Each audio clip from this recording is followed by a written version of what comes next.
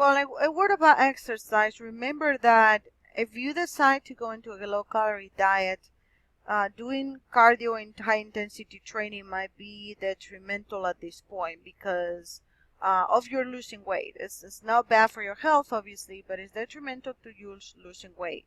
Here's why.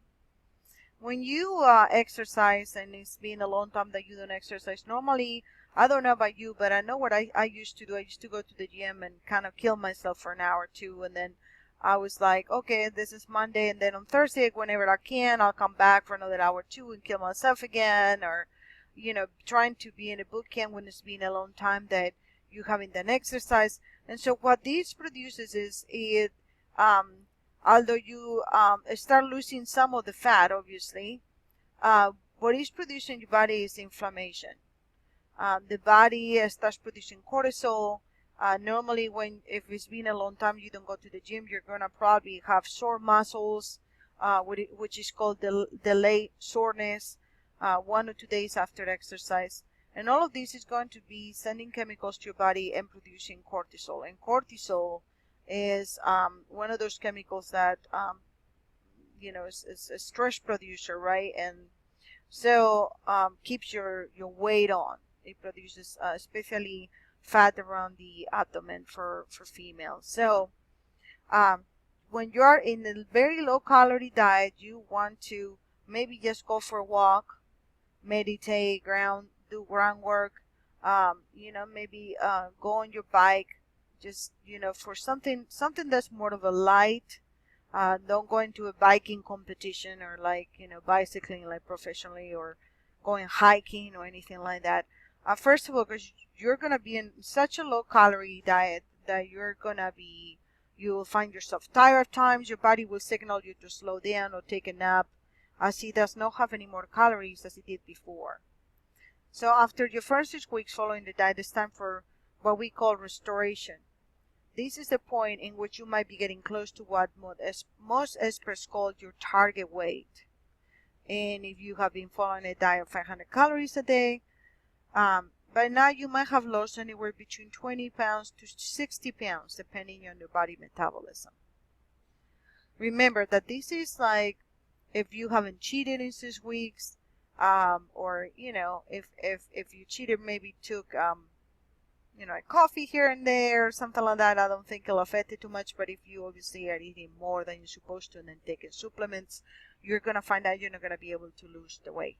So if this is for people that have been following the diet, 500 to 800 calories a day, and then so you have to be really careful at this point. On day 45 or so, don't cheat on your diet, because this is where you want to set up your target weight. You can go over your train log if you have one that you completed, and looking at the calories that you've been eating. And remember our formula. We said that if you wanted to be, for example, I'm just gonna bring my calculator here. If, for example, you wanted to be 140 pounds and you're a sedentary person, you're gonna multiply that by 12. And 1680 calories will be the calories that you need to be eating per day in order for you to be at some point, we don't know how long it will take you, everybody's different, 140 pounds. Now, what about if you want to be 140 pounds but you're a very active person? You are going to multiply by 15, so you will be consuming 2100 calories a day.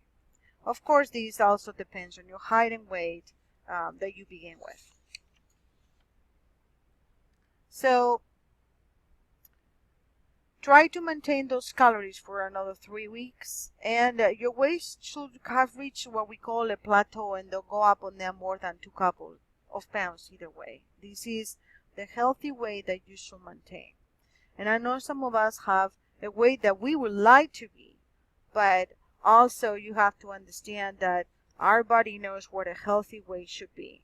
So I might want to be 122 pounds, but like I said, if I reach 135 and I'm maintaining that, that means that that should be pretty much what my body should be maintaining. So make sure that furthermore, don't eat sugars, grain, or starches.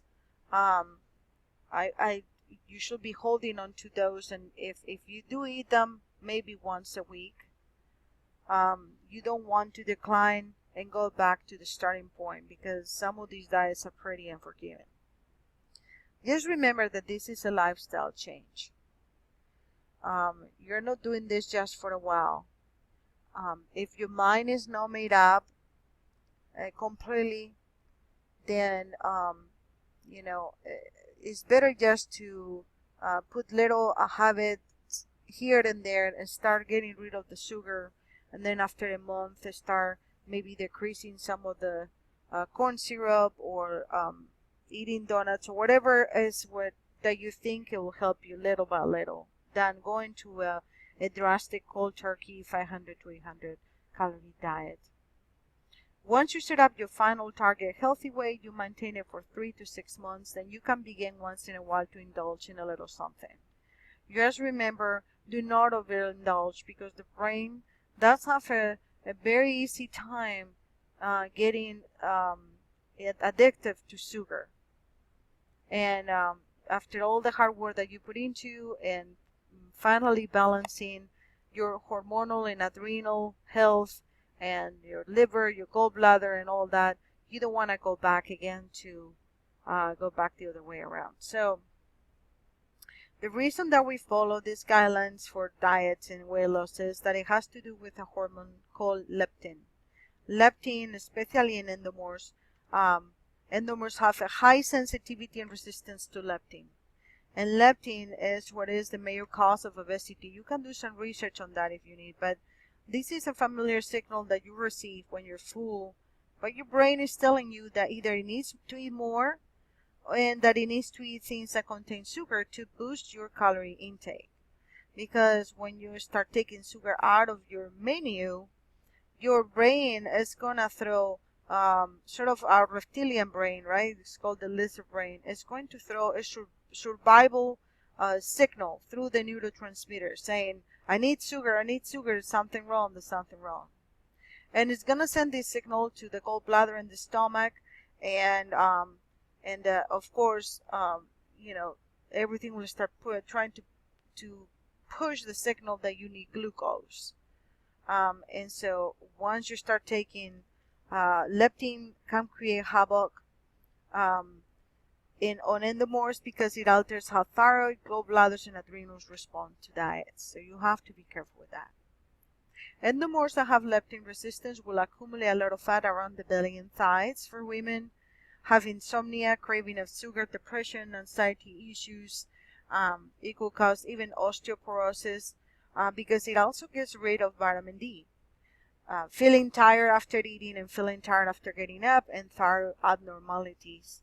So make sure that you talk to your healthcare provider about blood tests to determine if you're leptin resistant. And well, thank you so much. I wanted to thank you for purchasing or lending this book and this course to others. I'm trying to create awareness and help everyone that wants to lose a bit of weight and start a healthier outlook in life. And I know that some of the tips are helpful, and if you follow the instructions and believe in yourself, then you'll get through and lose weight. Remember that, like anything, setbacks are okay. They are not the end of the world. Just make sure that instead of reverting in old patterns, that you follow through and continue to the next day. Everyone loses weight at different rates and time, and that's okay. So just be patient. Love and support to all of you. Just remember, pop there's not evil. You're being warned. Thank you.